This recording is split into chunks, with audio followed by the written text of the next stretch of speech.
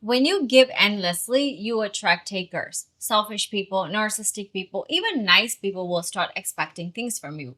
They won't think twice about overburdening you. You might think if I keep giving, people will like me, but it's the opposite.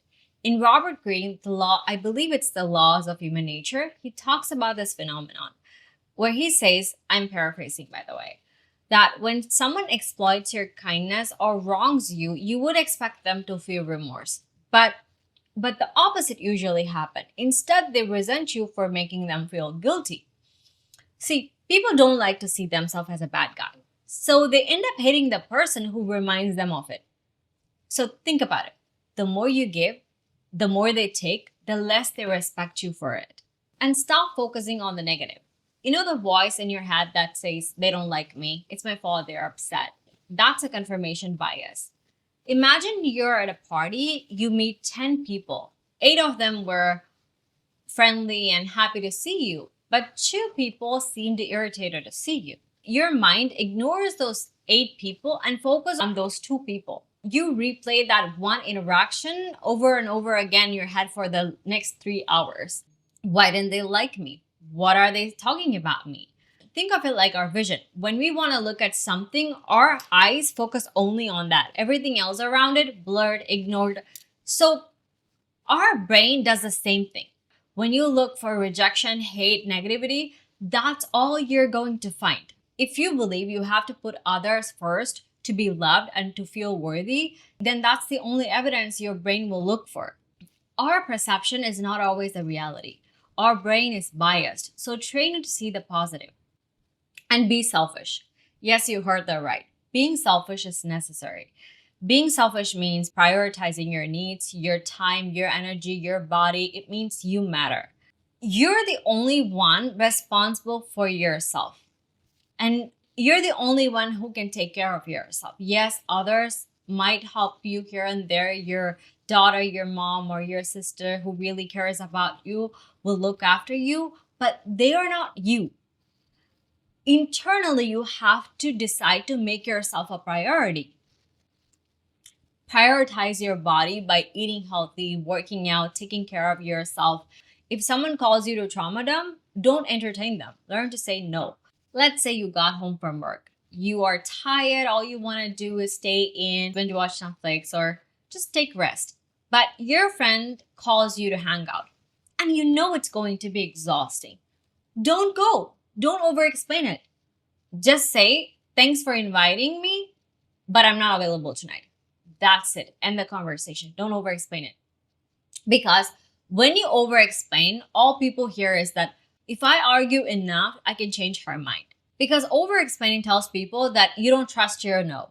You need permission to have boundaries, and you feel guilty for having needs.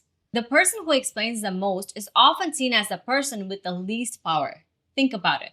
The person who explains the most is often seen as the person with the least power. So by giving excuses after excuses, you are acting as if you have committed a crime.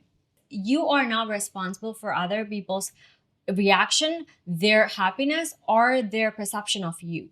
In trying to control that, in psychology, this is called the fawn response. It's a trauma response where you try to placate someone to avoid conflicts, and ironically, it often attracts the people who enjoys having power over others. I used to be a huge people pleaser myself, and I've noticed every single time I give excuses after excuses, people ended up acting entitled, like as if I owe them something.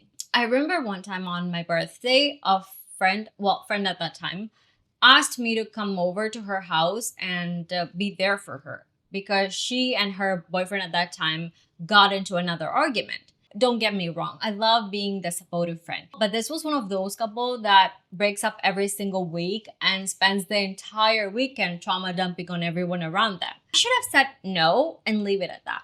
But little people pleaser in me had to go explain the whys. So I was like, I'm sorry, I have headache. I'm not even gonna celebrate my birthday, this and that, blah, blah, blah. And she's like, oh my God, I have aspirin. Come over, I really need you, please.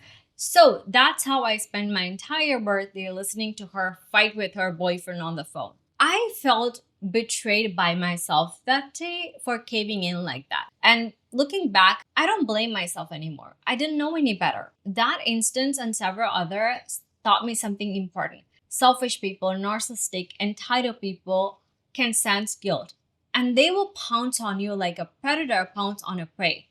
So if you don't want that happening, stop acting like a prey. You don't owe anyone an explanation for choosing yourself, and never feel guilty for doing what's best for you. Get comfortable with saying no. Learn to be your own best friend. Listen to your body, respect your needs, and protect your boundaries. And most of all, forgive yourself. We all mess up. Forgive yourself for all your past mistakes, for not standing up, for trusting the wrong people, not knowing, not setting boundaries, and doubting your self-worth. Let go of the guilt. None of us born thinking less of us. It's the programming. If you ever wonder where the people pleasing comes from, I have made a video breaking down the root cause. I'll link it in the description. Because when we understand why we behave the way we do, it's much easier to let go. Start treating yourself with more compassion, kindness, and respect. Because the most important relationship in your life is with yourself. So before getting into a relationship, before getting into any relationship or friendship, work on yourself. Learn to be your own best friend and fix the relationship you have with yourself. So you know what you want, what you deserve.